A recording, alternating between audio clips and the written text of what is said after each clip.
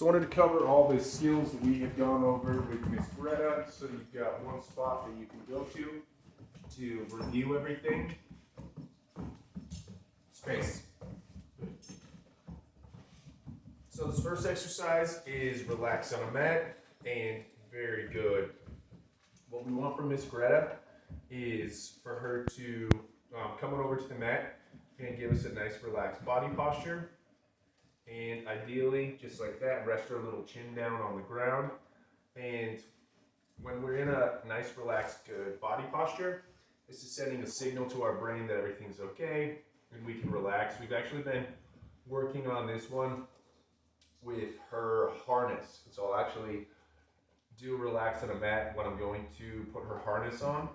And it's helping her to calm down and relax. She seems to get pretty wound up as soon as the harness comes out.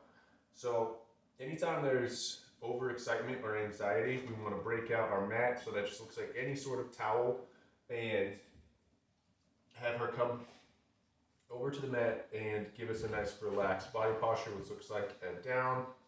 Ideally our hips are cocked out to the side, and then we rest our little chin down on the mat. And then we get treats just periodically as we're hanging out and relaxing. And then you can be introduced to whatever the stimulus is. So the harness is a particular stimulus. So I'll do relax on the mat, then I'll break out the harness, and then go to put her harness on. I love to take a mat and then go to a park where you've got, kids and bikes and other dogs, people running around, and do relax on a mat so that the dog is introduced to a stimulus that gets them wound up, but is being coached to relax through it. So what I'm going to do here, just toss a treat off the mat. We're going to keep on moving on. This next exercise is our name games. So what I want from this is just some excellent eye contact. So I'm going to say, Greta, drag a treat up towards my face. This is just from the side. And as soon as she makes some good eye contact, I'm going to click her that moment. Then I'm going to say, Greta, good. No dragging in the treat. She's got to do it on her own accord. You can also try to make it challenging by pulling the treats out to the side. Greta. She's got to come back and make eye contact even though she's interested in these treats that are out here. Then I'm going to take a treat. I'm going to toss it on the ground. Greta. She's got to focus back in on me even though she's interested in the treat on the ground. After doing a bunch of name games, I love to then roll right into recall. So simply, Greta, come. And one thing you'll notice here is it's kind of fun to play around with your pup. Toss a treat over here, then I'm going to hide around a corner over here. Greta, come. And she's got to come find me poking around this corner. And I love to get my dog to where they're working off of an auditory response. So start to work from greater distances and in different environments to challenge her. Greta, sit. Greta, down.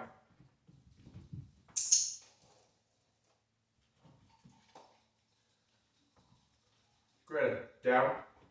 Stay.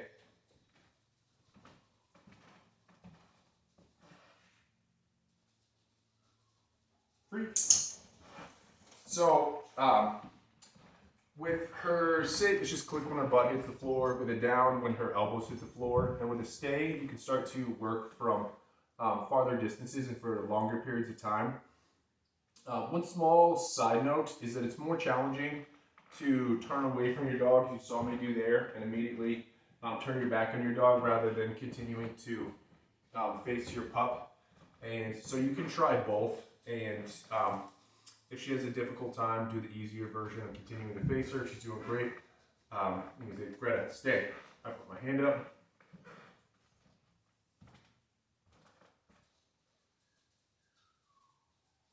Free. Good, very good. Excellent. Next, we're going to go over our targeting exercise. Greta, touch. So we want her to be able to target so that she can position herself exactly where we need her to be at any point in time.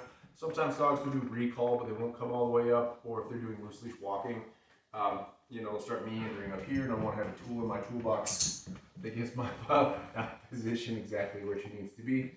So very, very useful skill. Next, we're going to go over our leave it exercise. So she's going to be interested in these treats. Leave it. So she'll be able to back up. So I really like that real retraction. We've also been playing around with her leave it, where if we just have some treats on the ground, I make a little teepee, and she can't go after those treats. So Greta, leave it.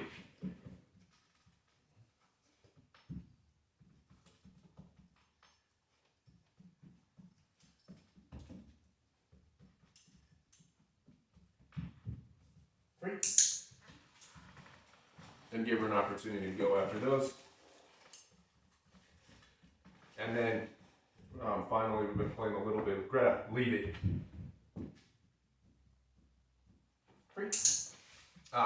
And leaving some treats down on the ground. I have noticed that she gets curious about things up high on different surfaces.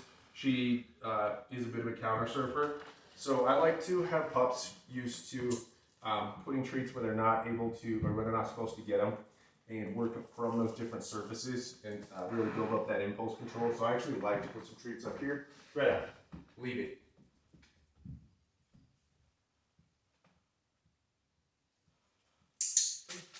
And knock them off, give them an opportunity to go after those treats. But play around with some different surfaces. Next, we're going to go over her space exercise. So as she's approaching, we want to stop her from jumping up on us. So we'll try one as she's approaching here. Greta, space. You'll notice she gives me about a 2-foot bubble around me. That's perfect. So we'll try one from behind. Greta, space. Gives me that bubble around me. Perfect. Let's try one from the side. Greta. Space. Good. Another thing is if she's already too close, then she'll back up, and you can ask her space in that regard as well. So I can say, space. You notice she backs up. Excellent job, sweetie.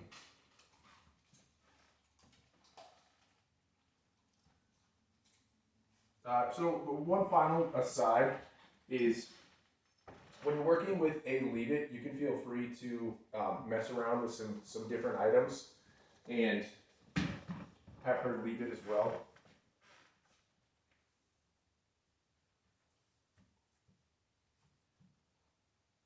Leave it.